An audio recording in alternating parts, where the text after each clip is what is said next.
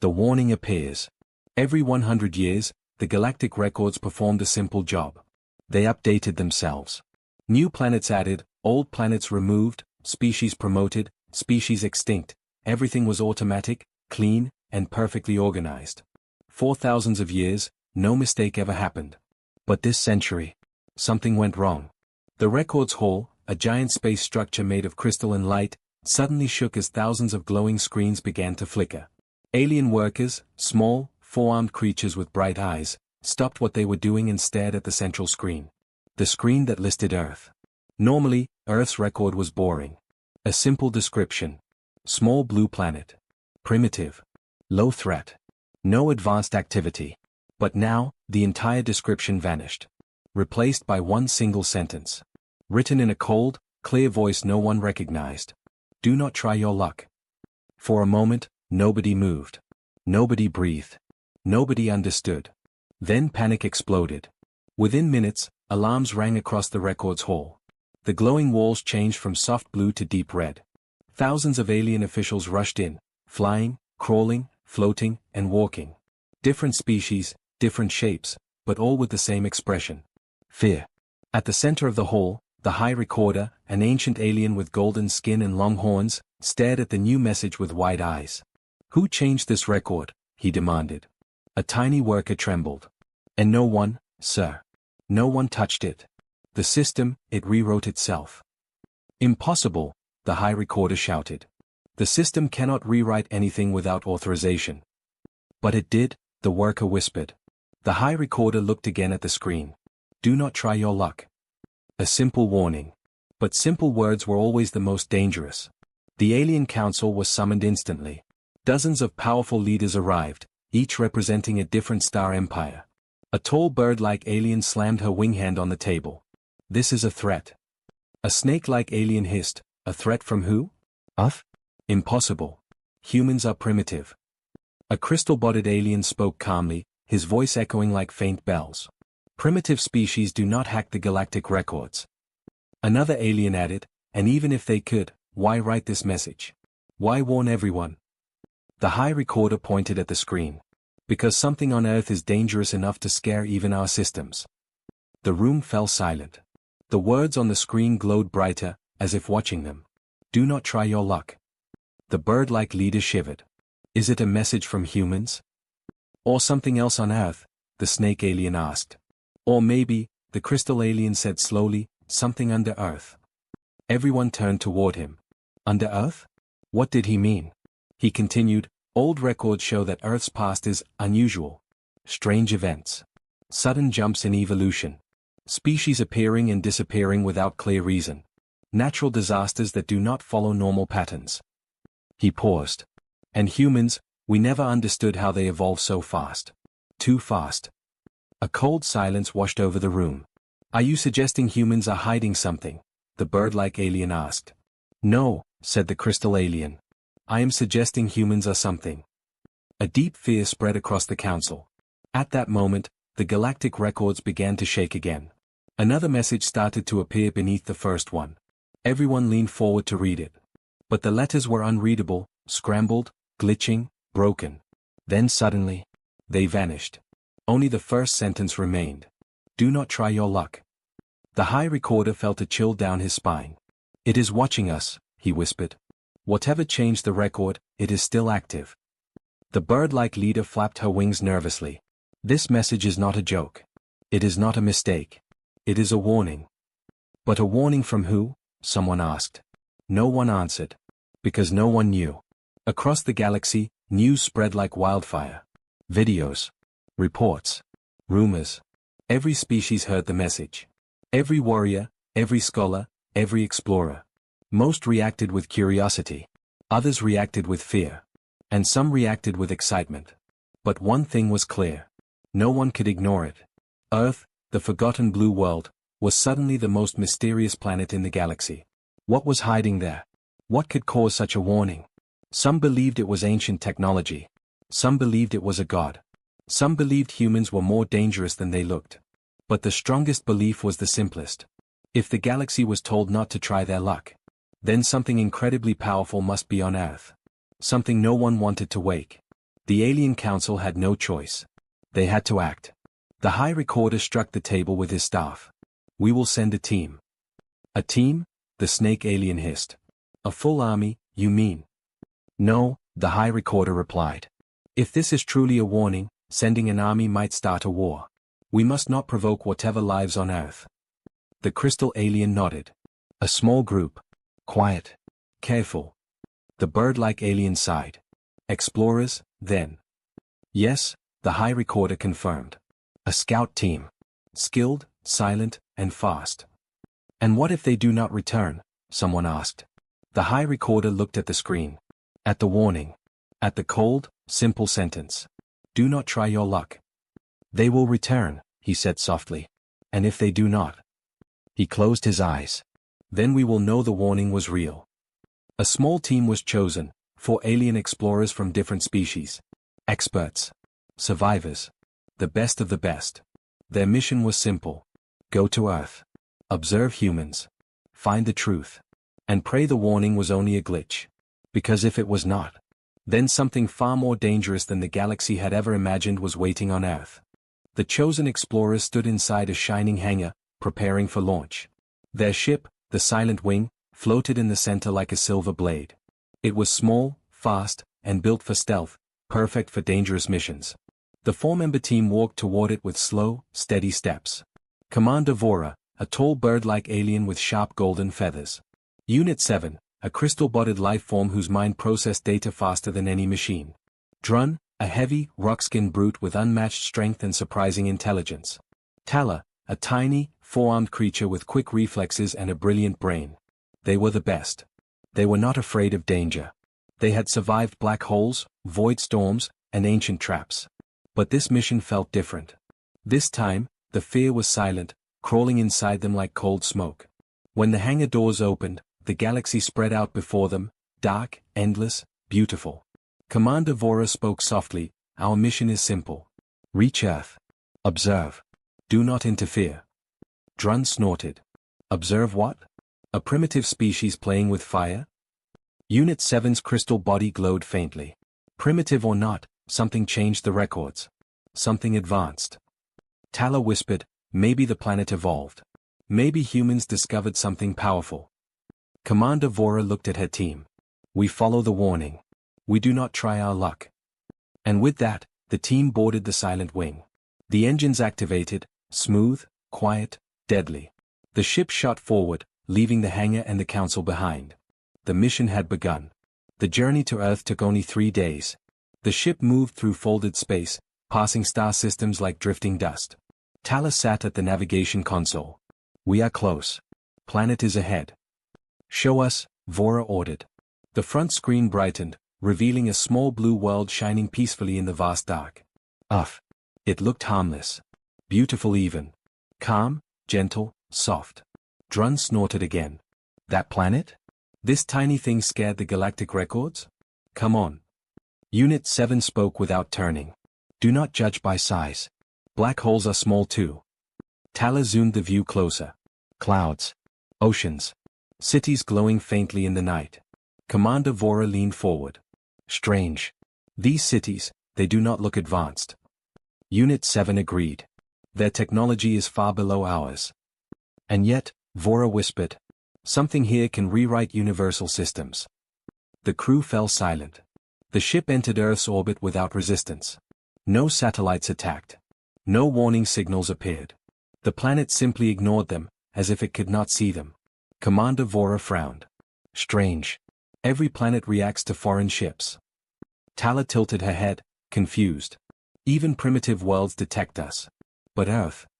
Earth does nothing, Unit 7 finished. A quiet, uneasy feeling spread inside the ship. Drun grunted. Maybe humans are too weak to notice us. Commander Vora's feathers tightened. Or maybe they already noticed, and are choosing to stay silent. That thought chilled everyone. The team prepared a landing. The ship descended slowly through the clouds. Thunder rolled like distant drums. Winds howled around them. But then the storm stopped. All at once. Like someone pressed a switch. Clear sky. Calm air. No storm. No sound. Unit 7 froze. Weather does not change that fast. Tala whispered, Something moved it. Commander Vora narrowed her eyes. A planet's weather does not obey commands. Yet this one did. The ship landed in a quiet forest, tall trees, soft lights from fireflies, and complete silence. Too much silence. Drun stepped out first, sniffing the air. No danger. Simple planet. Smells normal. But Vora felt something watching them. Something patient. Something intelligent. Stay close, she ordered. The team spread out slowly, scanning the environment. Unit 7 touched a leaf. Chemical structure normal. Carbon level normal. Nothing unusual. Tala checked the soil. Normal. Clean. Healthy. Everything was normal. Too normal. Commander Vora felt her feathers rise. This place is controlled. As if someone wants us to feel safe. Unit 7 suddenly stiffened. Commander. Look. A human stood behind them. Quiet. Still. Watching. A male human in simple clothes, his face calm, almost emotionless. Not afraid. Not surprised. Just observing. Drun raised his weapon. Identify yourself. The human smiled faintly. You should not have come. Tala stepped back. You speak our language. The human nodded slowly. I speak all languages. Unit 7's body glowed with warning. That is not possible. The human tilted his head. It is possible here. Commander Vora took a step forward, wings tense. Did you hack the galactic records? The man chuckled. Not loud. Not mocking. Just calm. Certain. No. I only whispered to them. Vora's heart sank. Whispered? And the entire system obeyed? Why? She asked. The human stared at them with gentle, unreadable eyes. To protect you. The forest darkened. The air grew heavy. Drun tightened his grip on his weapon. Protect us? From what? The human pointed to the ground. From this world. Silence. Then footsteps. Dozens. Hundreds. The aliens turned. And more humans appeared between the trees. Men. Women. Children. Old. Young. All silent. All staring. All calm. Commander Vora whispered, This is not normal. The first human nodded. No. It is not. Unit 7 scanned the humans. Life signs normal. Brains normal. Bodies normal. But something was off. Their minds were impossible. Unit 7's voice cracked. They are reading us. Drun growled. What do you want? The first human answered softly. You came searching for the truth. He stepped forward. Closer. Closer. His eyes glowed faintly. And now you stand on a world that has only one rule. He leaned in, almost whispering. Do not try your luck. Commander Vora felt her blood freeze. The humans did not threaten them. They warned them. And warnings were always given. Before something dangerous woke up. The forest felt alive now. Not with insects. Not with wind. But with attention. Every leaf seemed to watch. Every stone felt aware. Every shadow felt awake. Commander Vora looked at her team. All four understood the same truth. Earth was not normal. Earth was not weak. Earth was not sleeping. It was aware. The first human stood calmly in front of them. His voice was soft, but it carried something heavy inside it. I will answer your questions, he said. But you must stay calm. Drun grunted. You appear from nowhere, surround us with hundreds of humans, and you tell us to stay calm. The human smiled gently. You are not surrounded. They are simply present. Tala whispered to Unit 7, he is talking like this place is alive. Unit 7's crystals flickered nervously. Because it is. Commander Vora stepped forward, her wings half open. Tell us the truth. What is this world? The human looked at the sky through the trees. Long ago, Earth was ordinary. Just soil, water, and life. He paused. But something woke up inside it. Drun scoffed. What woke up? A god. The human shook his head. No. Something older. Something quieter. Something patient. Vora's eyes narrowed. Explain. The human raised his hand and touched the trunk of a nearby tree. Instantly, the ground trembled. Not a violent quake, just a soft, controlled vibration. Like the planet was responding to him. Tala gasped. The planet listens to you? The man smiled. Not to me. To itself. Unit 7 stepped closer, analyzing the soil. The readings were impossible. Commander, Unit 7 whispered, the planet has neural patterns. Vora's feathers stiffened. Neural patterns? Like a brain? Yes. Tala whispered, terrified, Earth is alive. Unit 7 shook its crystal head. Not alive. More than alive. Earth is aware. The gathered humans stood silently. Not blinking. Not moving. Just waiting. Drun muttered, why are they staring like that? The first human turned. They are not staring. Then what? They are listening. Earth listens through them. Commander Vora swallowed hard. You are saying the entire species is connected to the planet? Yes.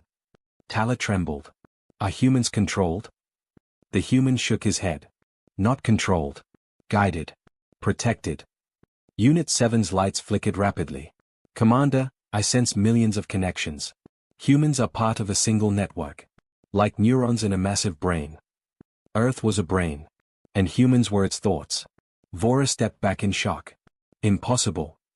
The man looked at her kindly. You think the universe is too big for a mind this size? No one spoke. Because deep down, they knew it was possible. Drun tried to be brave. Then why the warning? Do not try your luck. Why scare the galaxy? The human's expression changed. Softer. Sadder. Because outsiders never leave Earth unchanged. Tala whispered, what do you mean? He looked straight into her eyes. Earth grows. It adapts. When something visits, it learns from them. Commander Vora felt her heart drop. You mean Earth learns from everything that enters its atmosphere? He nodded. That is why the storm moved. The planet saw your ship. It studied you. It is learning you right now. Unit 7 suddenly froze. Commander. I am detecting reading signals. Something is inside our ship. Something is copying our systems. Drun roared. What? The human spoke gently. That is why I warned you. Earth does not want to hurt you. Earth just adapts. Vora took a sharp breath. If Earth can copy us, it can copy our weapons. Yes. Copy our biology. Yes. Copy our minds. The human did not answer. Which meant the answer was yes. Tala shivered. Commander, we need to leave. Now. Drun agreed. This planet is too dangerous. We cannot fight a world mind. But the human simply said. You can leave. Earth will not stop you. That was a relief, until he added. But it will not forget you. Once Earth learns something, it never forgets. That sentence hit harder than any weapon. Vora stepped closer. What will Earth do with our knowledge? The human looked at her with calm eyes. Earth prepares. It grows stronger. Every century, every moment. And when something threatens the galaxy, Earth will stand between danger and destruction. Drun frowned. So Earth is some kind of protector? The human nodded. That is one word for it. Unit 7's voice trembled. But why warn us? The man looked at the sky again. Because explorers always want more. They always try their luck. Commander Vora whispered, we only came to observe. The human's voice softened even more. And I am here to make sure that is all you do. Suddenly, the ground shook again. This time stronger. Deeper. A pulse. A heartbeat. Unit 7 gasped. Commander, the planet's neural activity is rising. It is preparing something. The human stepped back. You asked too many questions. Vora raised her wings, ready to defend her team. What is happening? The planet wants to see your memories. Tala screamed, no. The forest glowed. The trees flashed like nerves. The soil hummed like electric wires. Earth was opening its mind. Unit 7 cried out, Commander! It is scanning us. Vora shouted, block it. Shield your minds. But it was too late. Light burst from the ground. Soft, warm, gentle light. But impossible to resist. The aliens fell to their knees. Earth was reading them. Not hurting. Not attacking. Just learning. Every mission. Every fear. Every map. Every weakness. All flowing into the ground. Drun roared in pain. Unit 7's body flickered wildly. Tala wept, gripping Vora's arm. Commander Vora struggled to stand, wings shaking violently. Stop this. The planet paused. The light faded. The forest calmed. The humans relaxed. The first man walked up to Vora and knelt beside her. Very gently, he said, "Earth has what it needs." Vora stared at him, trembling. What did it take? The man stood. Everything it must use one day. Unit 7 weakly whispered. Why learn from us? The man finally answered the truth. Because Earth is preparing for something coming. Something the galaxy does not see yet. He looked at the stars. Earth does not fear outsiders. Outsiders fear Earth. Commander Vora struggled to her feet. We must leave. The man nodded. Yes. Before Earth becomes curious again. The hundreds of humans slowly stepped back into the forest, disappearing like shadows made of flesh. The first human gave one final warning. Tell your galaxy, Earth is not your enemy. He paused. But do not try your luck again. The explorers hurried back to their ship. The planet watched them leave. Quiet. Calm. Learning. But one thing was clear. Earth remembered them now. The explorers' ship tore through space, engines burning hotter than ever before. No one spoke for hours. No one dared. Commander Vora kept staring at the dark screen in front of her. The sensors showed something terrifying. Earth was still watching them. Not chasing. Not threatening. Just observing. And somehow, that was worse. Drun sat in the corner, shaking his head again and again. The planet read my mind. It stole my memories. Unit 7's crystal body flickered. It did not steal. It copied. Tala whispered, that is even worse. Vora tightened her grip on the controls. We say nothing until we reach the council. No one will believe us otherwise. But inside, she was scared too. Not for herself. Not for her ship. But for the galaxy. If a living planet could learn from them in seconds, what could it do if it felt threatened? Hours later, their ship arrived at the galactic capital. A shining blue world surrounded by rings of silver. As they descended into the landing bay, they were surrounded by armed elites. Drun groaned. They think we're infected. Tala whispered, maybe we are. Commander Vora stepped forward. Stand down. We carry no biological contamination. One guard replied, it's not contamination we fear. It's information. Unit 7 murmured softly. They already feel Earth's presence. Inside the Grand Council Hall, hundreds of alien leaders gathered. Tall, short, floating, glowing, every species looked tense. The High Speaker rose. Commander Vora. Report. Vora stepped into the center platform. Every eye was on her. She took a deep breath. Earth is not what we thought. Silence. Then whispers. Then fear. The High Speaker narrowed his eyes. Explain. Vora glanced at her team. Then she began. We encountered humans. Gasps erupted across the chamber. But, we also encountered something else. A mind. A presence. A planet that responds. The High Speaker frowned. A living planet. Unit 7 corrected him, stepping forward. Not living. Aware. Voices exploded around the room, shock, disbelief, denial. Impossible. No planet can think. This must be madness. Shut them up. They are compromised. Vora slammed her wing against the floor. The chamber fell silent. She looked at them all, eyes hard. I nearly died on that planet. My crew nearly had their minds ripped apart. We are not mistaken. The High Speaker stood. What did Earth do? The memory hit Vora like a hammer. The light. The pull. The feeling of her thoughts being read like an open book. Earth scanned us. It copied our knowledge. Everything our race has learned. Drun barked, and it could do it again. Faster. Stronger. With less effort. Tala whispered, it learns like a child, but grows like a storm. The chamber fell into uneasy silence. A thin, snake-like counselor slithered forward. What message did Earth give you? Vora swallowed and said the word slowly. Do not try your luck again. The room erupted. This is a threat. We cannot allow a planet to intimidate us. Send a fleet. Destroy it now. It is too dangerous to exist. But Unit 7 raised a hand. The crystals on his body glowed with warning. Attack Earth, and Earth will evolve to fight you. The High Speaker frowned. In what way? Unit 7 shook his head. I do not know. That is the fear. Drun stepped forward. His voice, usually loud, now trembling. Earth does not attack first. It reacts. You fire on it, and it will learn you in seconds. The snake-like counselor hissed. We cannot allow such a monster to grow. Tala bit her lip. You already allowed it. Earth existed long before us. Vora added quietly. Earth doesn't want war. But it will end one. The High Speaker lifted his staff. The room went silent again. What is the true danger? The humans? Or the planet? Vora responded. Both. Humans are part of Earth. Connected to it. Drun grunted. Like soldiers grown from the ground. Tala whispered. They don't need weapons. The planet is their weapon. A watery counselor bubbled nervously. Could humans control the galaxy? Unit 7 answered without emotion. If they wanted to, yes. The room trembled with fear. But, Vora added quickly, they don't want control. They want isolation. Peace. The High Speaker narrowed his eyes. Then why the warning? The answer came from Tala.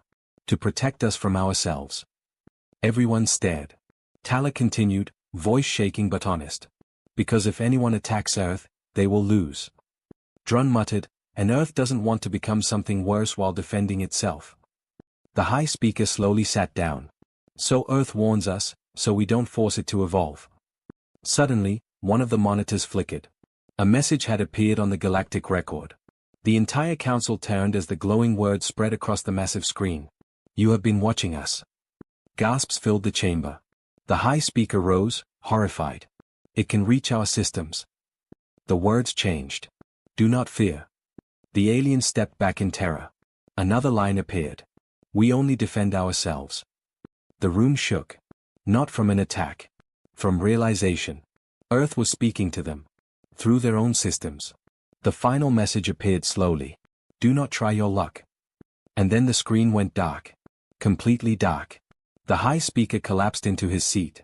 Commander Vora whispered. It followed us. Tala's voice cracked. It heard everything. Unit 7 said the only thing that mattered now. Earth is part of the galaxy. It is aware. It is listening. Drun clenched his fists. So what do we do? Commander Vora breathed deeply. We do the only thing that keeps the galaxy alive. The council leaned in. Vora spoke clearly. We stay away from Earth. The message from Earth spread across the galaxy like fire in dry grass. Do not try your luck. Every species, every empire, every station, every pirate channel. Everyone saw the same warning appear on their screens. Some panicked. Some laughed. Some wanted war. Some wanted answers. But all of them felt one thing. Fear. Not the fear of humans. Not the fear of Earth. But the fear of something unknown. Something that understood them. Something that learned from them. Something that could grow stronger than them without trying. Medium white star panic in the outer colonies. On a mining world near the galactic edge, workers shouted and argued. One miner yelled. A planet cannot think. This is a trick. Another miner shook his head. Then who warned the council? Who hacked the records? A third whispered. What if the planet is alive? What if humanity is only its voice? Silence spread through the station. No one wanted to imagine that. Because if Earth was a mind, they were children playing with an ancient giant. Medium white star. The great libraries respond.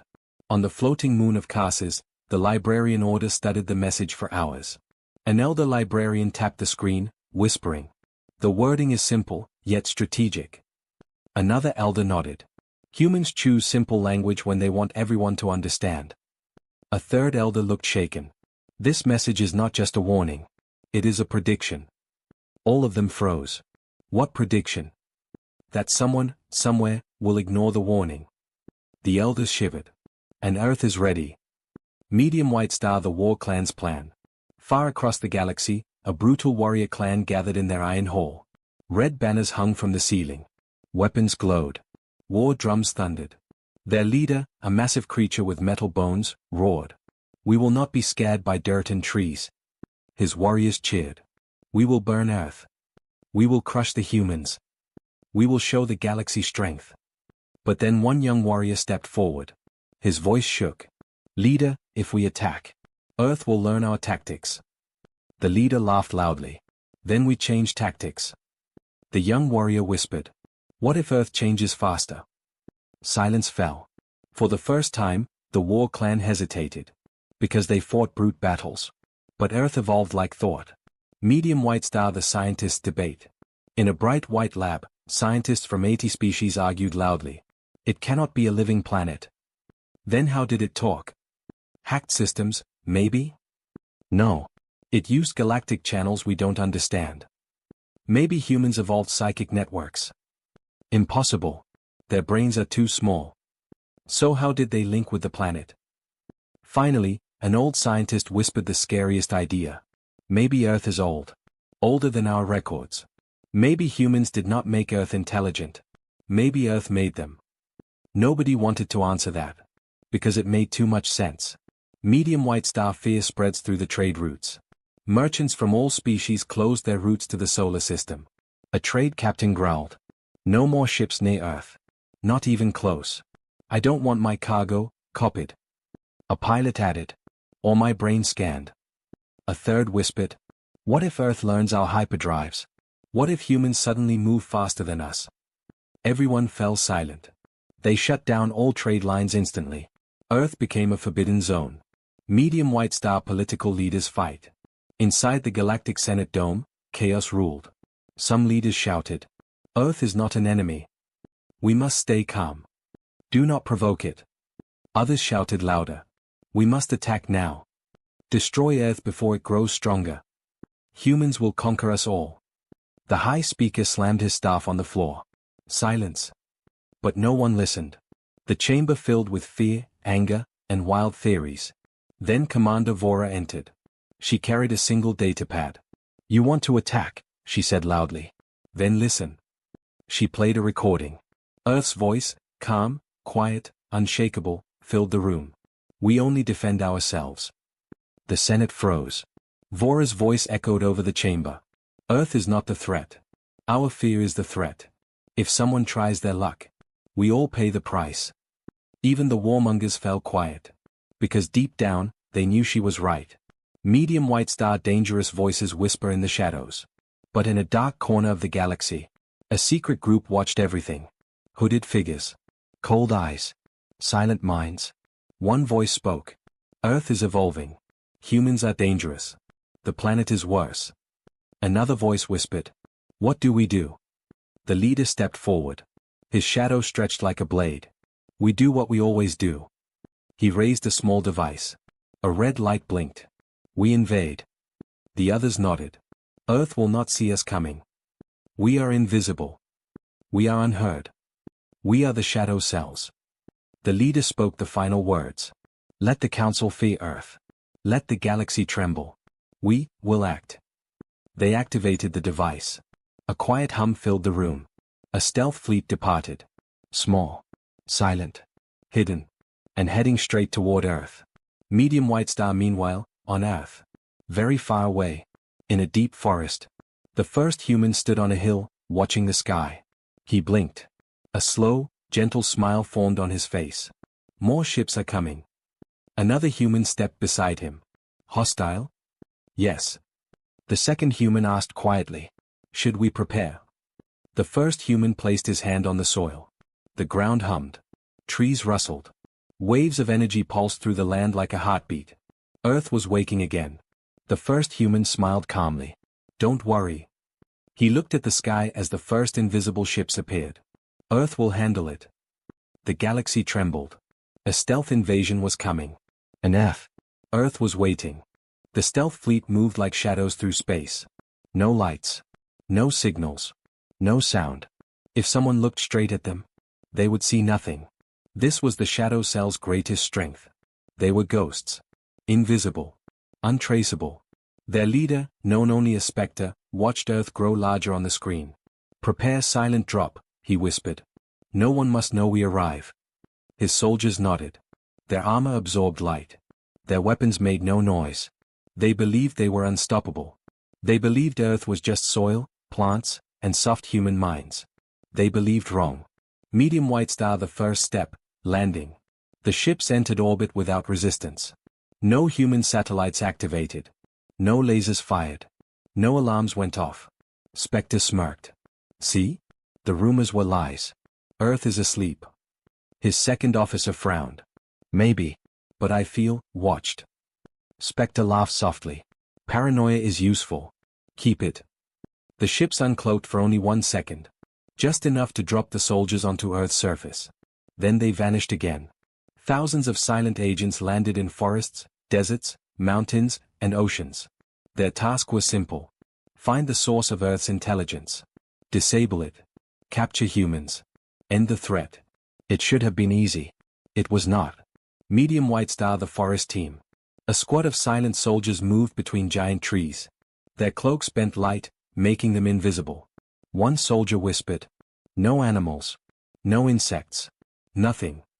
Another replied, "Earth knows we're here." Impossible. But deep under the forest, roots shifted. Soil tightened. The ground listened. The squad reached a clearing. Their leader raised a scanner. Still no signal. No humans. He took one more step, and the ground beneath him opened like a mouth. He didn't scream. He couldn't. The earth swallowed him whole, silently. The remaining soldiers froze. What was that? Before they could react, the roots moved again. Branches twisted around their legs. Leaves wrapped around their throats. The forest did not attack like an animal. It attacked like a trap. Efficient. Fast. Silent. One soldier gasped. "Retreat. Retreat." But the forest did not allow retreat. Earth had learned them. Medium White Star, the desert team. Far away, another team crossed empty sand dunes. "It is just sand," one whispered. Another replied shakily, "No world can control sand." The ground trembled. Sand rose around them like waves. A soldier panicked. "It's a sandstorm." "No," another whispered. "It's a hand." The sand shaped itself into giant fingers. The soldiers fired silently, but the sand swallowed the shots. Weapons jammed. Tech overheated. The sand wrapped around them, lifting them off the ground. One screamed, "Earth is alive! Earth is alive!" The sand tightened. Then there was silence. Only the wind moved. Medium White Star, the mountain team. High in the mountains, a third squad climbed silently. Spectre's voice crackled in their ears. "Report." The mountain team leader spoke. "Nothing yet. Radiation normal. No enemy." At that exact moment, a rock shifted. Not falling. Not slipping. Moving. Like a muscle. The mountainside flexed. The cliff cracked open and swallowed half the squad. "No," the leader screamed. But echoes were the only answer. The rest tried to run back down the mountain. But the path behind them closed. Stone barriers rose like walls. Sharp spikes formed from the rock, blocking every escape. A deep rumble vibrated through the mountain. A warning. But they didn't understand it. They never would. Medium White Star, Spectre's discovery. Meanwhile, Spectre and his elite team landed near a quiet plain. He activated a scanner. Its screen glowed with strange readings. "What is it?" a soldier asked. Spectre's eyes narrowed. "The soil is not normal." He scanned again. "The rocks are not normal." Another scan. "The air is not normal." Then the truth hit him. "It's not the planet." His voice dropped lower. "It's everything." One soldier whispered, "Commander, what are you saying?" Spectre stared at the plain. He felt the ground breathing. He felt the air vibrating. He felt the world listening.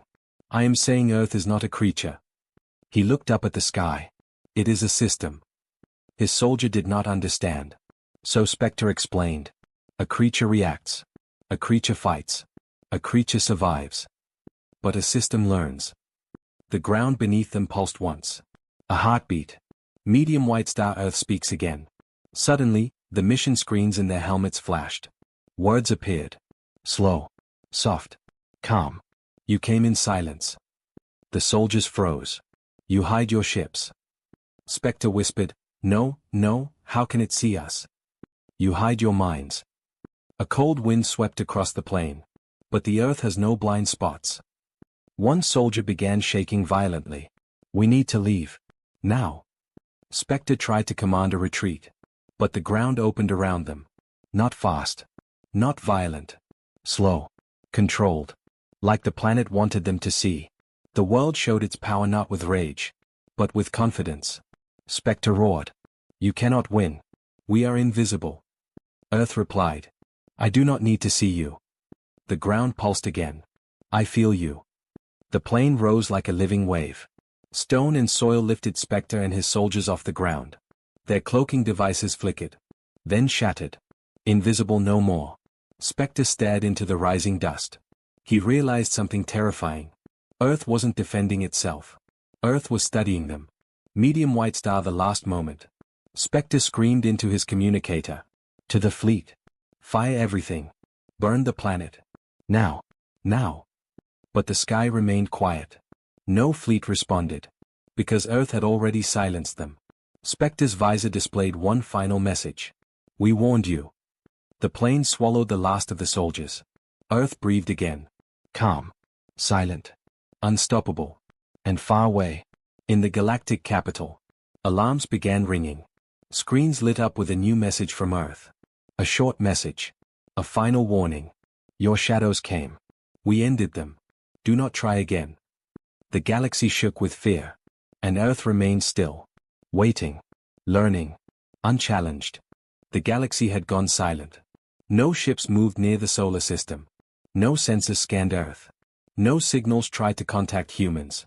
Every nation, every empire, every species waited for one answer. What will Earth do now? The shadow cells, one of the deadliest forces in the galaxy, had vanished without a trace. Not captured. Not destroyed. Just, gone. And everyone knew who was responsible. Not humans. Not soldiers. The planet. A world that thought. A world that learned. A world that warned them all. Now the galaxy trembled, waiting for the planet's next move. Medium white star, the council demands answers. In the galactic capital, the high speaker assembled every leader. His voice shook as he addressed them. Earth has defeated a stealth army. It watches us. It listens to us. And it learns. A warlord shouted. Then we must strike now. A scientist hissed back. You fool. You will kill us all. A priest cried out. Earth is a god. An admiral roared. Earth is a threat. Arguments exploded across the hall. Until Commander Vora entered, silent and calm. She stood in the center and said only one sentence. Earth does not want war. The room quieted instantly. Vora continued. It only defends itself. Every attack taught the planet more. Every threat made it stronger. We must stop before we create something we cannot stop. The high speaker asked softly. What does Earth want? Vora looked at him with tired eyes. Earth wants peace. Earth wants isolation. Earth wants us to leave it alone. A long silence followed. Then the high speaker made a decision that would change history. Send a message to Earth. We surrender interference. Medium white star, the message sent to Earth. Across the galaxy, transmitters powered up. The council sent one message. We will not enter your system again. We respect your boundary. We respect your warning. The message echoed across stars. Everyone waited. 1 hour. 2 hours. A day. 2 days. No answer. Some leaders panicked. If Earth does not answer, we are doomed. Others whispered. Maybe Earth is watching. Vora said nothing. She simply stared out the window at the stars. And she felt something in her heart, a quiet fear mixed with hope. Medium white star, Earth finally speaks. On the third day, every screen in the galaxy turned black. Every hologram flickered. Every star map froze. Then white text appeared. We hear you. The galaxy held its breath. More words appeared. We accept your decision. The high speaker whispered. Thank the stars. But the message was not finished. Earth continued. We do not seek war. We do not seek control. We are not your enemy. Every species relaxed slightly. Then the final lines appeared. Clear, calm, and unforgettable. We protect what is ours. We remember what you send. We will not allow harm. And at last, do not try your luck again. The message ended. The screens went dark. For the first time in days, the galaxy exhaled. Medium white star, the human revelation. On Earth, the first human walked through the forest. The world hummed peacefully around him. Another human approached. It is done, the second said. Yes, the first replied softly. They finally understand. Do you think they will return? The first human smiled gently. They will be curious. Curiosity is natural. He placed his hand on a tree. The bark glowed faintly. But the galaxy now knows a truth. And what truth is that? The second human asked. That Earth is not alone. That Earth is not weak. That humans are not prey. He turned his eyes to the sky. And that Earth protects its children. The wind blew softly, like a whisper of agreement. Medium white star, the galaxy's new law. Within weeks, every star system created the same law. The solar system is restricted. No ship shall enter. No probe shall pass. No weapon shall target Earth. Breaking this law became a universal crime. Not because of fear, but because of respect.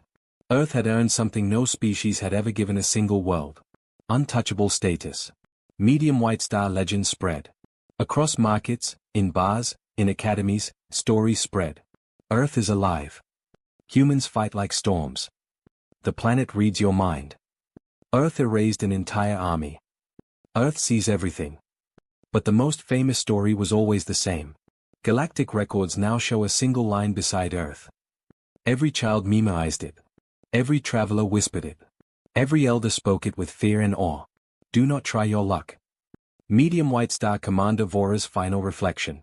One evening, Commander Vora looked at the stars from her ship. Tala approached her quietly. Do you think Earth is still watching? Vora smiled softly. Always. Unit 7 flickered beside them. I do not sense danger, only awareness. Drun grunted. I'll never go near that place again.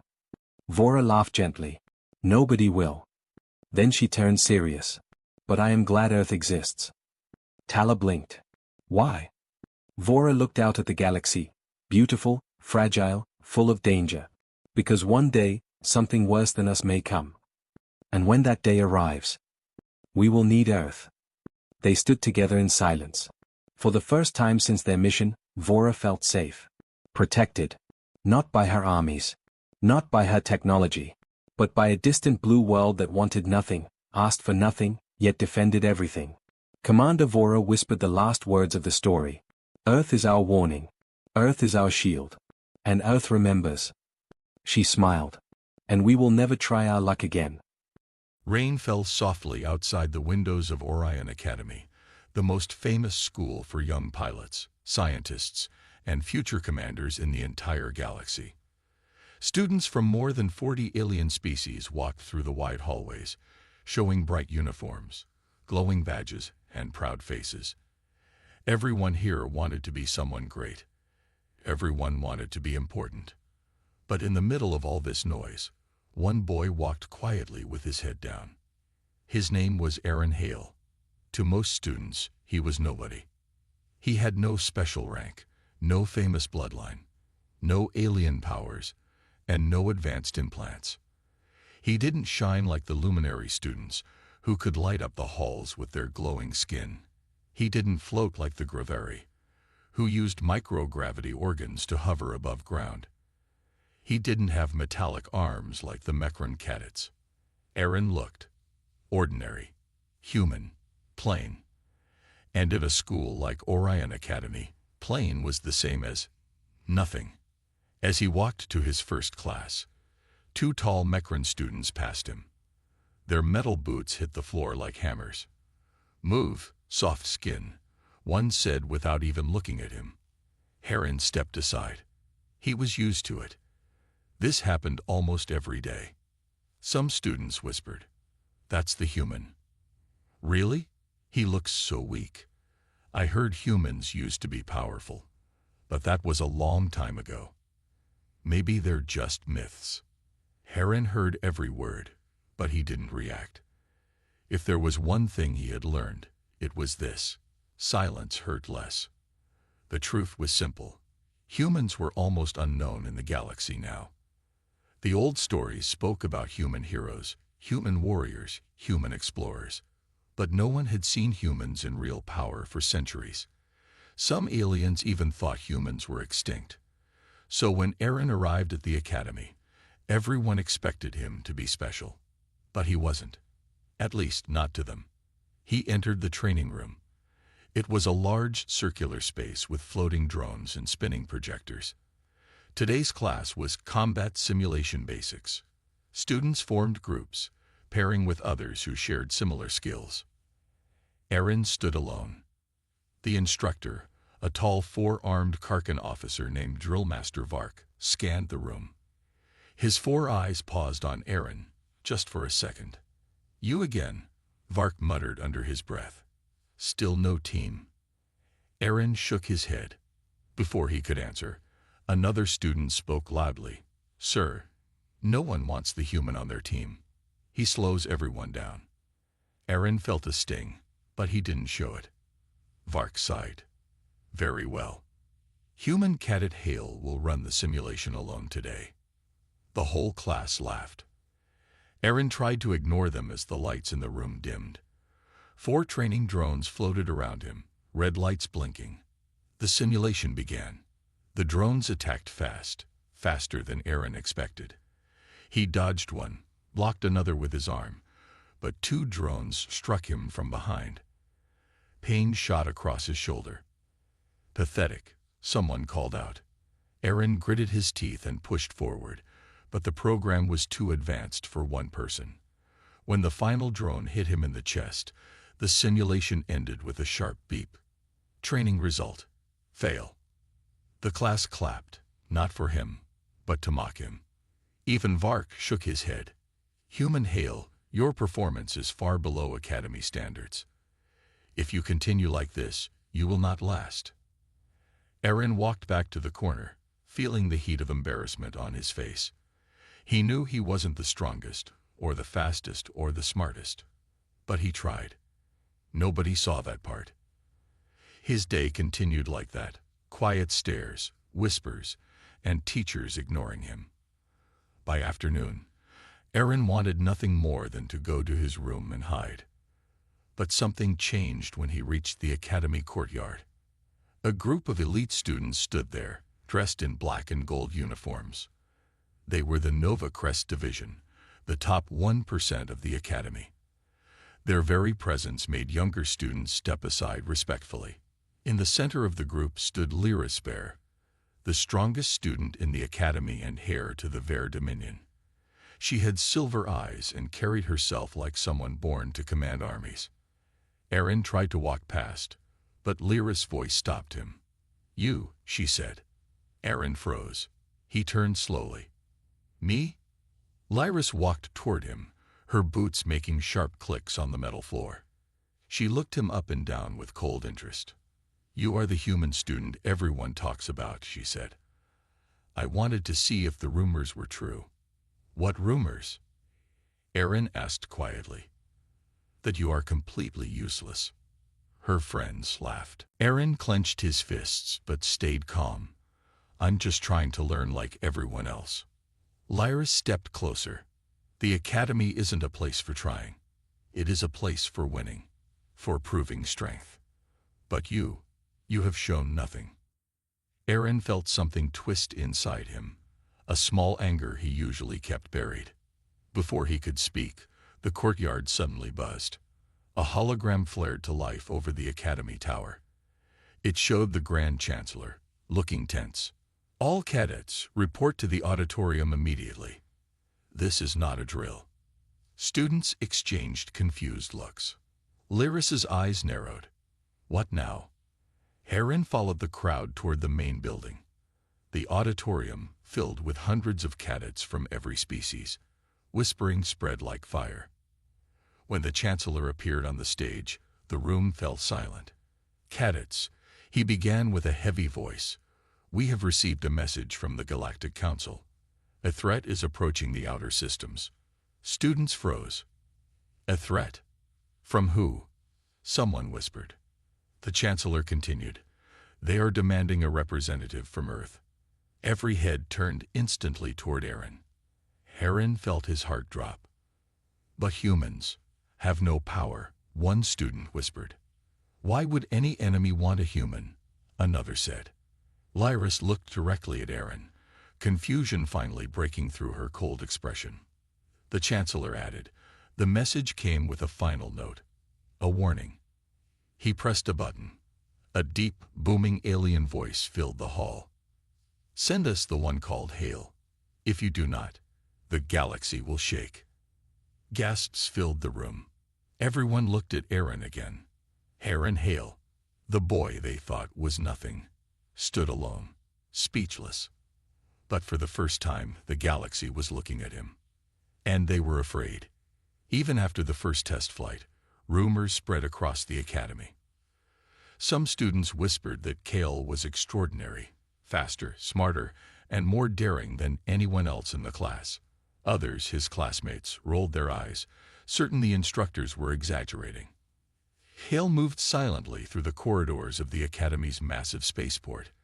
His eyes scanned the holographic displays, calculating trajectories and fuel consumption for ships most students didn't even dare to touch. Yet he didn't boast. He never needed to. Every action spoke louder than words. "Did you see him?" one of his classmates muttered to another, hiding behind a console. "He's just normal. They're making him out to be a genius. He can't be that good." The other student shrugged. "I don't know. He's always first in simulations, fastest in drills. Maybe he really is special." Cale overheard them, but said nothing. He didn't care for gossip. His focus was elsewhere, on the upcoming test that could determine which cadets would join the elite pilot program of the Terran Defense Fleet. The test was brutal. Pilots had to navigate asteroid fields, evade simulated alien attacks, and complete maneuvers under extreme stress. Every cadet had to prove their skill. But Cale was in another league. He anticipated the asteroid patterns before they appeared on screens, maneuvered through simulated fire without hesitation, and completed objectives before anyone else even got close. In the observation room, instructors watched silently.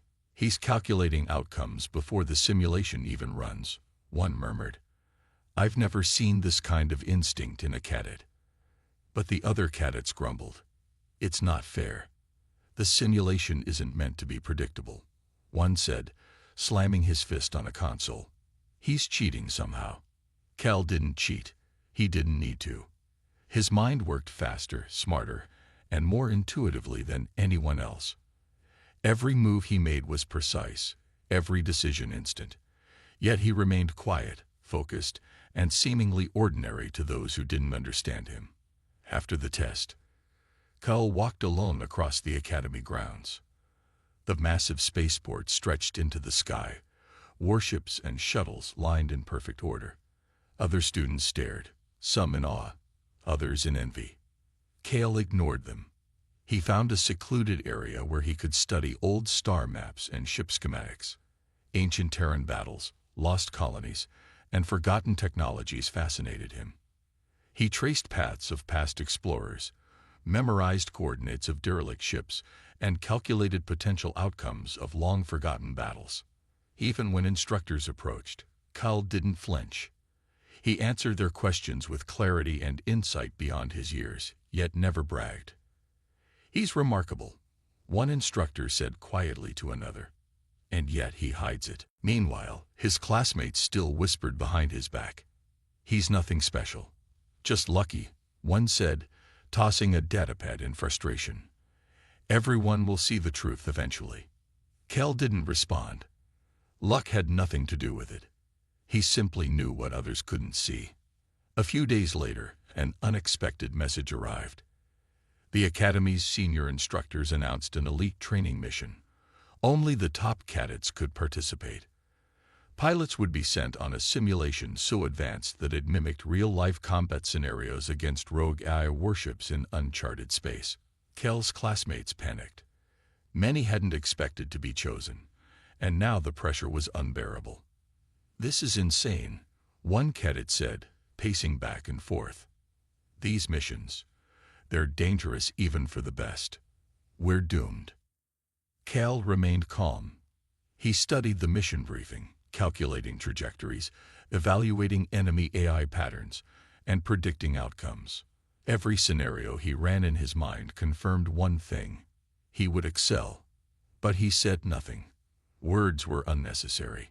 On the day of the mission, cadets boarded their ships. Nervous chatter filled the hangar, engines hummed, and lights flickered across the hangar bay. Kale entered his ship silently. The cockpit accepted him instantly. The ship's AI, a sophisticated neural interface, adjusted to his unique neural patterns, giving him control unmatched by anyone else. Other cadets struggled to synchronize with their ships. Panic flickered in their eyes as they failed to complete basic maneuvers. Kale, in contrast, moved smoothly, anticipating every input and outcome.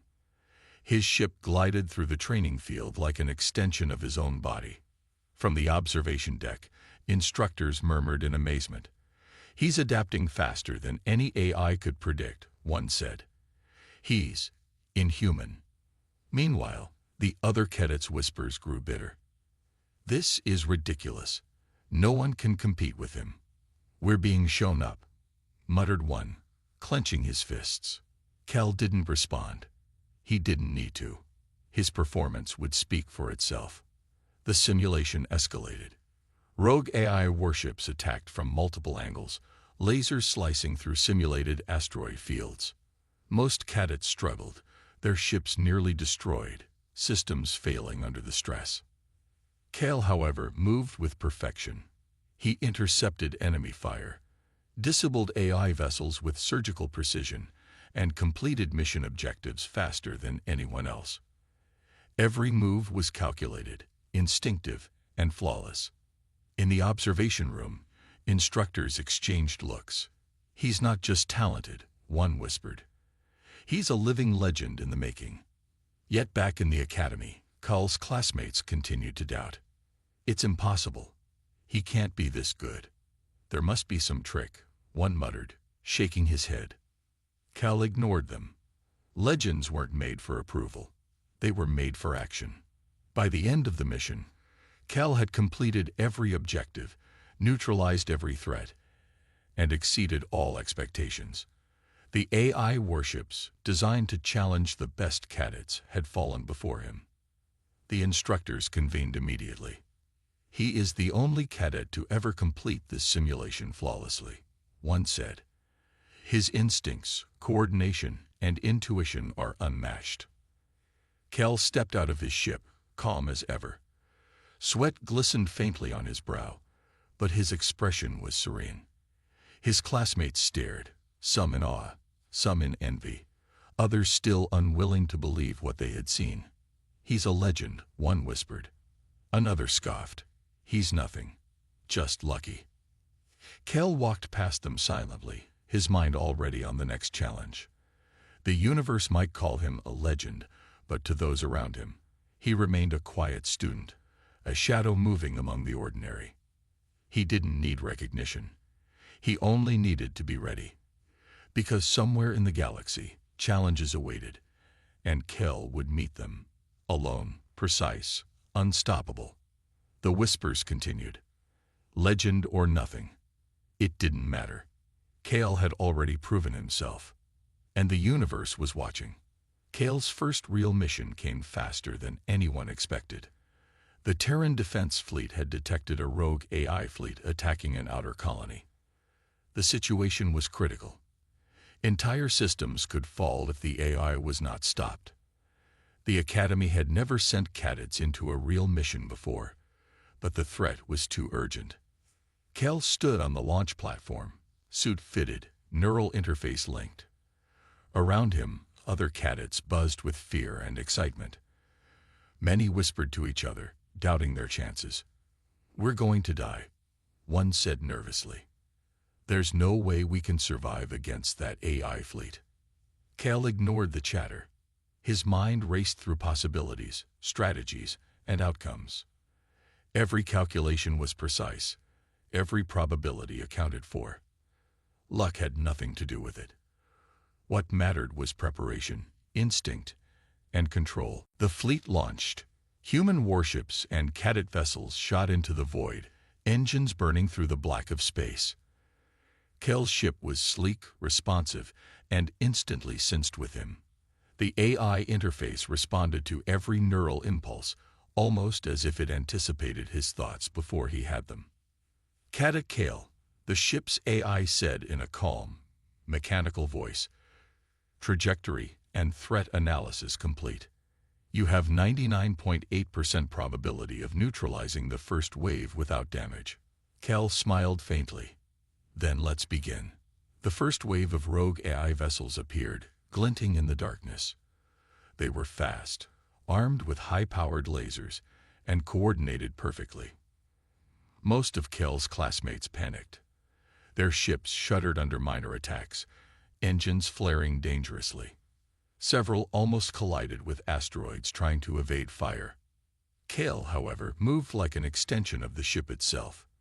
He dodged incoming fire, used the asteroids for cover, and positioned his ship to intercept multiple enemy vessels at once. With precise microbursts from his plasma cannons, he disabled one ship after another. The AI fleet had never encountered a pilot like him. Impossible, one AI vessel repeated through its hacked communication channels. Target: unmatched. Prediction failed. Kel's classmates stared in disbelief as he weaved through the battlefield. How was he doing that? One whispered. He's everywhere at once. Instructors monitoring from the Terran Fleet command deck shook their heads. He's not just flying the ship, one said. He's thinking faster than any AI. Faster than any human we've ever trained. He's extraordinary. Cal didn't hear them. He focused entirely on the mission.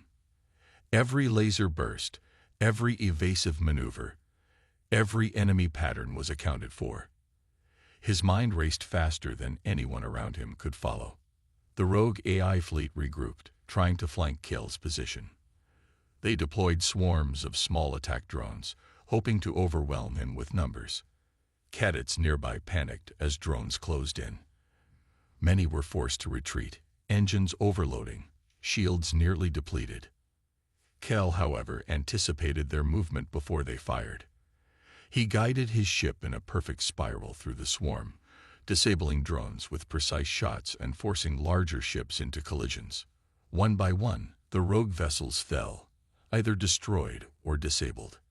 Even as the fleet commander, Captain Leora, watched from her bridge, she could not believe it. He's controlling the battlefield, she whispered.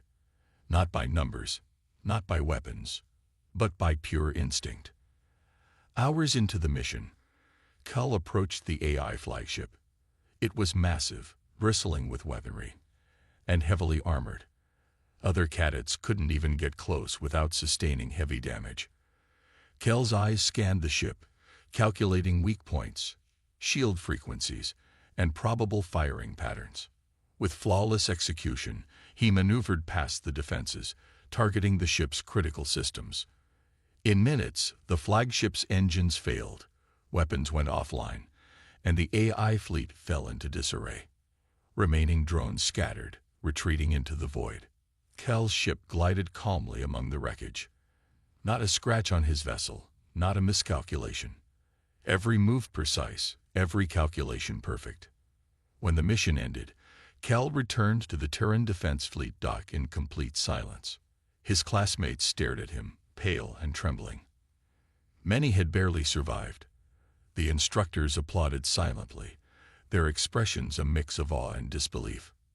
Cadet Cal, Captain Leora said, voice filled with respect, "You've done what no cadet, no pilot, has ever done. You neutralized the entire rogue AI fleet alone. The colonies are safe. You are beyond exceptional." Cal nodded quietly. I did what needed to be done. His classmates muttered under their breaths. He's lucky, one said. No one can be that good. There must be something we don't see. Another whispered angrily. It's unfair. We risk our lives, and he makes it look easy. Cal didn't answer. He didn't need to. His actions had spoken louder than any words. He was a legend in the making, whether anyone wanted to admit it or not. That night, Cal walked alone through the quiet corridors of the fleet station. Outside, the stars glittered across the void, silent witnesses to his victory. The universe might call him a legend, but to his classmates, he remained the quiet student who never bragged, who never flaunted his skill. In his mind, Cal replayed the mission. Every movement, every calculation, Every decision had been perfect. And yet, he knew this was only the beginning. The galaxy was full of threats far greater than rogue AI fleets. Pirates, alien forces, uncharted dangers, they all awaited. Kale's eyes glinted with determination. Legends weren't born from praise. Legends were forged in the stars, through trials, battles, and the quiet knowledge that no challenge was too great. And Kale was ready. The universe had already noticed. His classmates still doubted. But Kel knew the truth. He wasn't lucky. He wasn't ordinary. He was a force waiting to be unleashed upon the galaxy. And soon, the galaxy would remember his name. The galaxy was vast, full of dangers that even the Terran Defense Fleet had never fully mapped. Kel knew this. While his classmates rested after their first real mission, he studied star maps, enemy strategies, and alien fleet patterns. Every calculation, every prediction, prepared him for the day when the next threat arrived.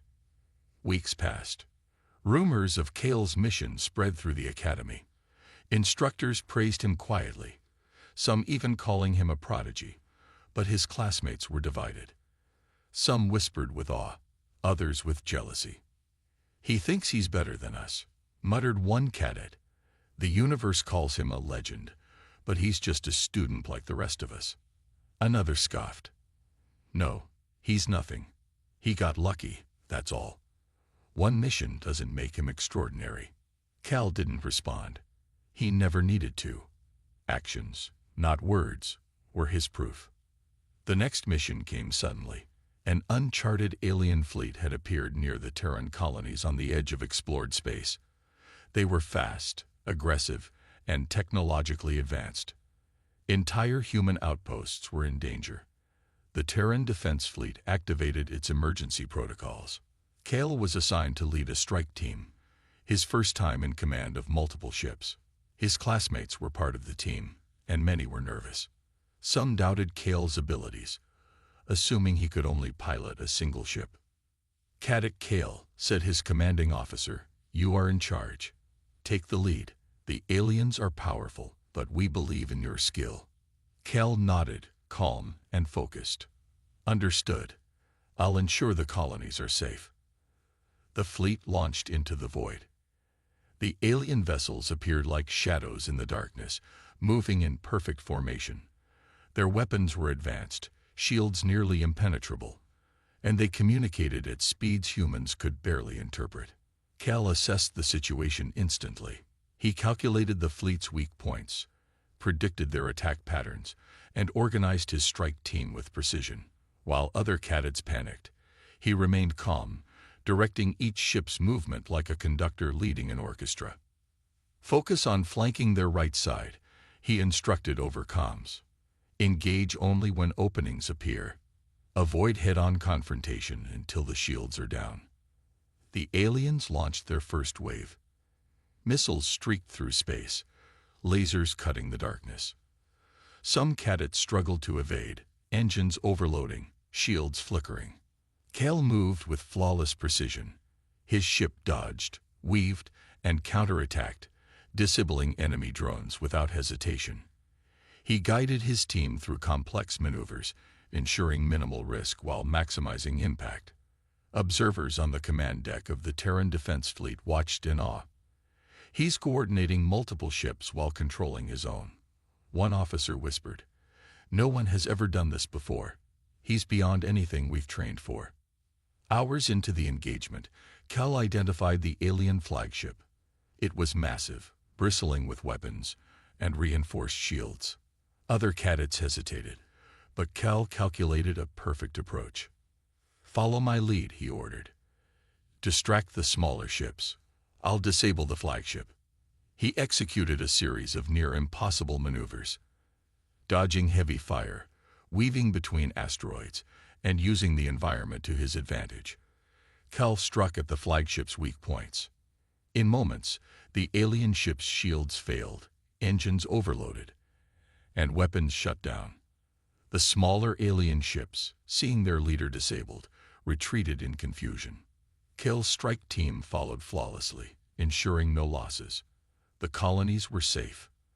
Back at the academy, his classmates still whispered.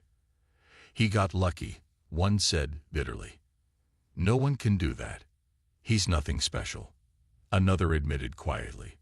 Maybe he's better than we thought. But it doesn't feel real." Kel walked past them silently, focused on his next move. Recognition meant little. Survival and readiness were everything. He knew the galaxy held greater challenges: pirates, alien empires, unknown threats. And he would face them all. That night, Kel studied the battle. Every movement, every attack, every decision replayed in his mind.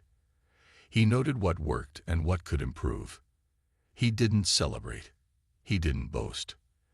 The universe might call him a legend, but he remained a student, training in silence, preparing for what lay ahead. Legends were not made by applause. They were made in space, in battles, in precision, in thought, and in courage.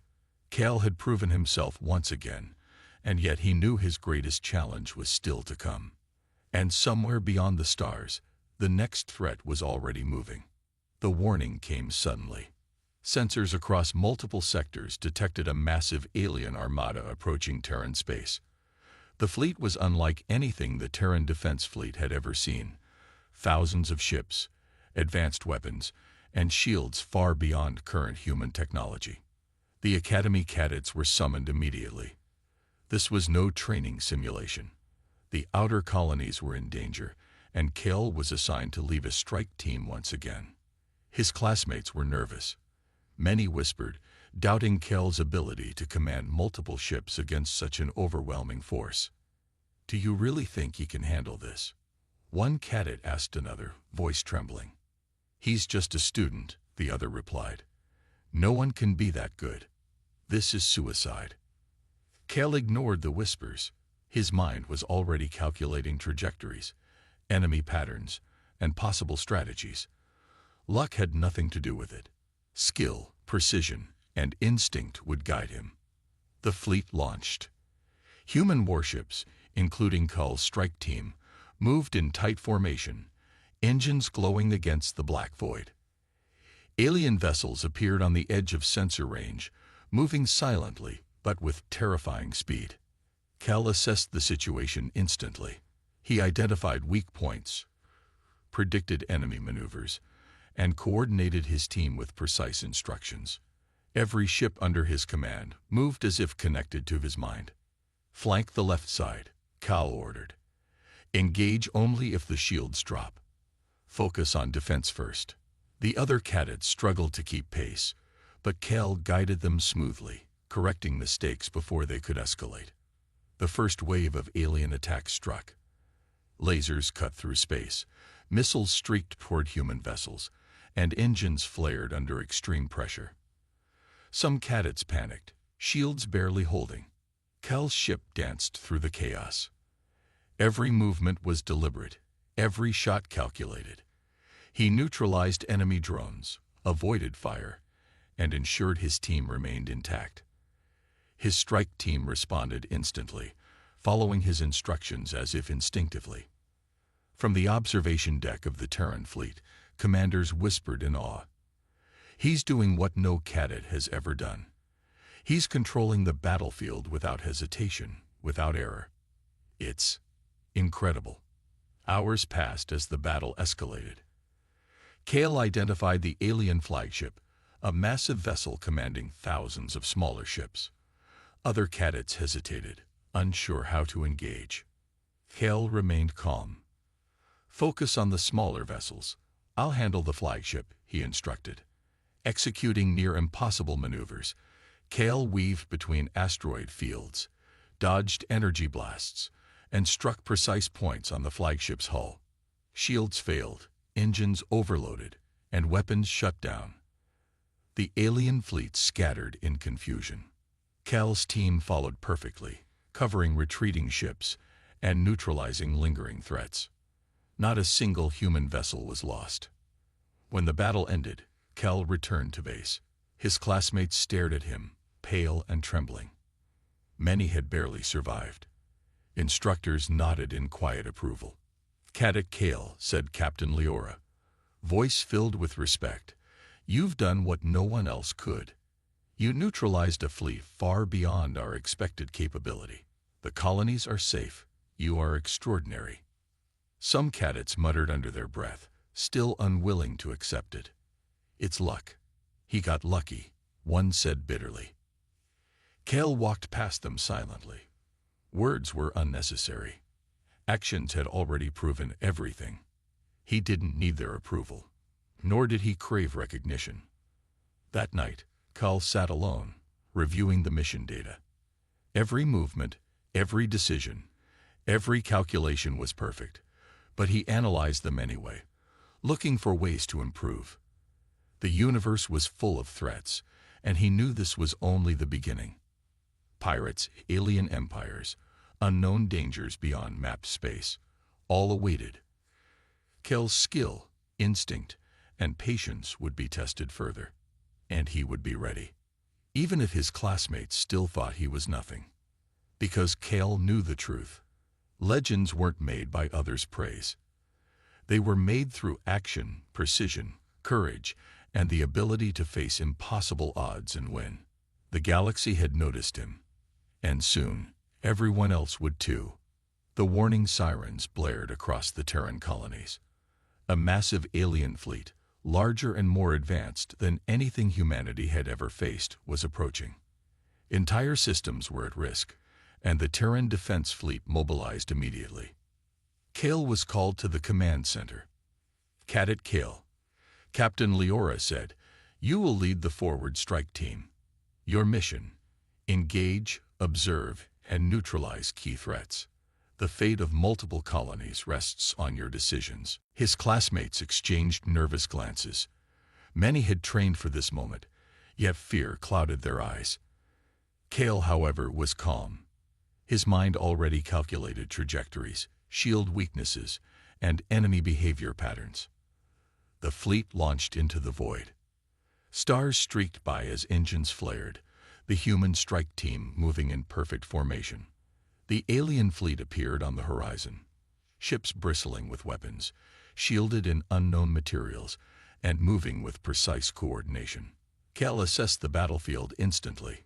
He assigned positions, predicted enemy maneuvers, and gave commands that made his entire team function as one organism. "Focus on their right flank," Kale instructed. "Engage only when openings appear. Avoid head-on confrontation until the shields are weakened." The other cadets followed his lead, astonished at his confidence.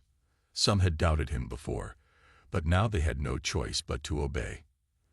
The first wave of alien attacks arrived. Energy blasts tore through space, missiles streaked dangerously close, and asteroid debris complicated navigation. Many cadets struggled to survive, shields flickering, engines overheating. Kale moved like a ghost through the chaos. His ship dodged, weaved, and countered with precision. He disabled enemy drones, guided his teammates, and avoided damage entirely. Every movement was calculated, instinctive, flawless. From the command deck of the Terran Defense Fleet, instructors whispered, "He's controlling the battle without even thinking. No cadet has ever done this. He's beyond exceptional." Hours passed. Kale identified the alien flagship, a colossal ship coordinating the rest of the fleet. Other cadets hesitated, fearing to engage. Kale remained calm. "Distract the smaller ships," he commanded. "I'll handle the flagship." He executed a series of impossible maneuvers, weaving between fire, using nearby asteroids for cover, and striking critical points on the flagship. Its shields failed, engines overloaded, and weapons went offline. The smaller alien ships scattered in confusion. Kel's strike team covered each other, ensuring no losses while maintaining perfect coordination. The colonies were saved. Back at the Terran fleet base, Kal's classmates stared at him, pale and shaken. Many had survived by following his lead alone. Instructors nodded quietly, acknowledging his unmatched skill. "Cadet Kale," Captain Leora said, You have done what no one else could. Entire fleets have been neutralized without a single casualty under your command. The universe would call you a legend. Some cadets muttered, still reluctant to admit the truth. It's luck, one said. He got lucky. Cal didn't respond. Actions, not words, proved his ability. Recognition was irrelevant. That night, Cal reviewed the mission. Every movement, every calculation, every enemy behavior had been logged. While others celebrated or rested, he studied the data. He knew the galaxy was full of challenges far greater than this. Pirates, alien empires, and unknown dangers lurked in uncharted space. Cal's eyes glinted with determination. Legends weren't born from praise. They were forged in the void of space, through impossible odds, courage, and skill. And Cal was ready for what came next, even if his classmates still thought he was nothing. Because the universe had already noticed, and the next battle would prove it to everyone else. The galaxy trembled. Intelligence reports had confirmed it. An enormous alien fleet, far larger and more advanced than any previous threat, was heading directly for the Terran colonies. Entire systems could be lost if humanity did not act immediately. Cal was summoned to the fleet command. Captain Leora looked at him gravely. Cadet Cal, this is beyond any training exercise. You will lead the forward fleet, the survival of our colonies, and perhaps humanity itself, depends on you. His classmates exchanged terrified glances. Many had survived earlier battles, but this was unlike anything they had imagined. Cal remained calm. His mind calculated thousands of variables. Enemy numbers, weapon types, shield strengths, escape routes, and environmental hazards. He didn't hesitate. The fleet launched into the void. The alien armada appeared on the horizon like a living shadow, stretching across the void with hundreds of thousands of ships. Their weapons were deadly, their shields nearly impenetrable, and their coordination flawless. Cal assessed everything instantly. He organized the Terran fleet with precision. Every ship moved as though an extension of his own will. Flank the left side, he ordered. Hold formation. Wait for my signal to strike. Protect the colonies at all costs.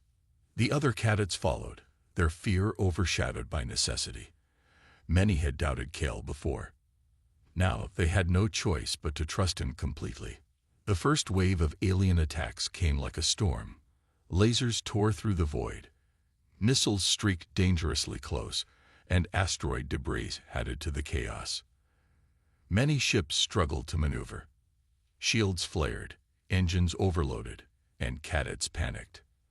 Cal's ship moved with precision impossible to follow. He weaved, dodged, and counterattacked flawlessly. Enemy ships fell one by one. Drones were disabled before they could close in. Every decision was instant, perfect, and deadly efficient. From the observation deck of the Terran command station, instructors whispered in awe. He's not just leading the fleet, he's controlling the battlefield itself.